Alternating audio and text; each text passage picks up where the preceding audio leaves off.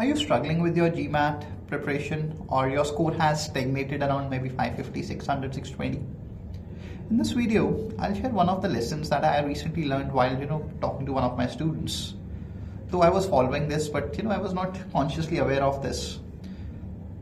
So today I was having a call with one of my students, and she joined my classes around January. So when she joined, she has already prepared for GMAT for 1 year, and she has given GMAT once and she scored 590 and her target is 720. So when I started teaching her, and we have a lot of discussions. After 2-3 months, I see that there's no improvement. She's working hard, she's investing time, but the score is not improving. What exactly was the reason? That was the concern. So while talking to her, so today morning, we had around 2 hours discussion. So she said that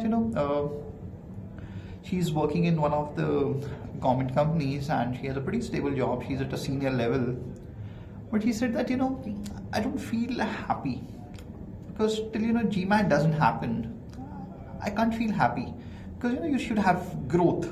If you're not growing, you can't be happy. And she said that the culture she has in her office, it's very toxicating because nobody wants to grow. Everybody is okay because they have the government job, so they are okay with it. They don't want to go anywhere else. But I don't want to stay there. I want to grow. So she's working there, but she don't want to continue there for long. She wants to get away from it. To get away from there, she's just preparing for GMAT, but she's not even growing in GMAT. So I was trying to understand exactly what is going on. So then I realized a few things. One, she was taking actions. There is no point, there is no debate that she's not working. Every day in office, she works 10 to 11 hours. She came back, she studies for 2 to 3 hours, but she's not growing. She has stagnated. Even her career, she said that, her colleagues, those who were, started with the same time when she started with the same education, same thing, they have grown faster than her. Again, I was thinking, because same thing is happening in GMAT also, that she has stagnated at 590, 600. She's not able to break that barrier. What is the concern? So the concern was the attitude. See what happens when we take actions, because everybody is taking action who is at 600, 620, but they're not able to go beyond because they're not happy and they're not able to invest themselves. Because see, somebody at 620 and someone at 720, knowledge is not a big problem. Here the concentration is a problem, because somebody who is at 720, he can see the small things in the quotients and he's concentrated. The person at 620 is highly impatient, so they are not able to see small details because GMAT plays around with the language. It's not a game of knowledge. Now to understand those nitty-gritties, you have to be stable, you have to be patient inside. So I asked her that when you're doing something but you want to run away from that, so you'll not be invested there. So you're taking actions, but your intent is wrong. Intent is that when you get for example, if I asked her, when you go to job, so she said that I get a lot of work. I said that accept every work you get with gratitude. That thank you, you gave me the work, and go deep and make sure that when you work with this smile, this love towards things.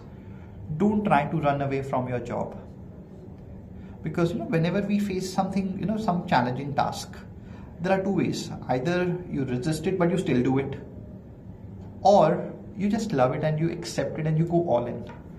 Oh, let me understand this. Oh, again I got this job, I don't want to do that, but you have to do it. It's part of your job. So do you see the change in intention change your results? Because when you resist it and still you're doing, you will not get into the nitty-gritty of it. On the surface level, yes, you will do it, but you will not get into the nitty-gritty. And if you don't get into the nitty-gritty, you reach a level and then you hit a stagnation.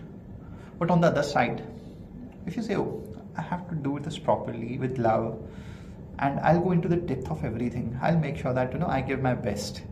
So in that case, the person gets into the nitty-gritty of it.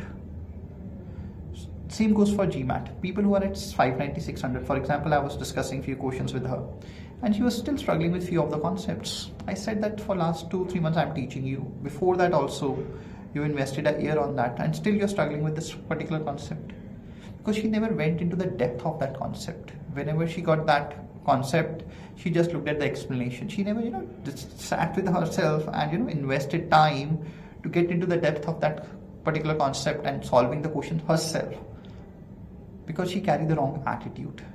Because whenever she hits something difficult, she resists it. She doesn't accept with love and gratitude. So if you're struggling with your GMAT, probably you're struggling with your career also.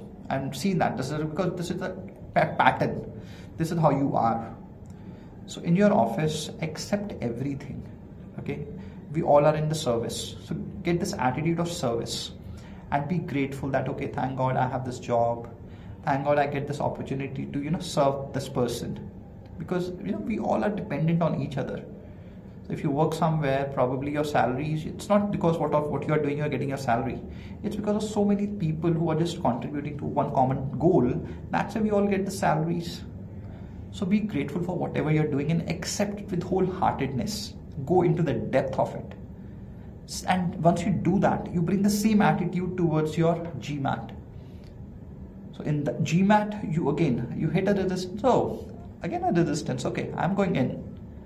So you get into the depth of it. You don't avoid it. And there is no time pressure. I don't want to go anywhere, because the problem is that we want to run away from somewhere and reach somewhere.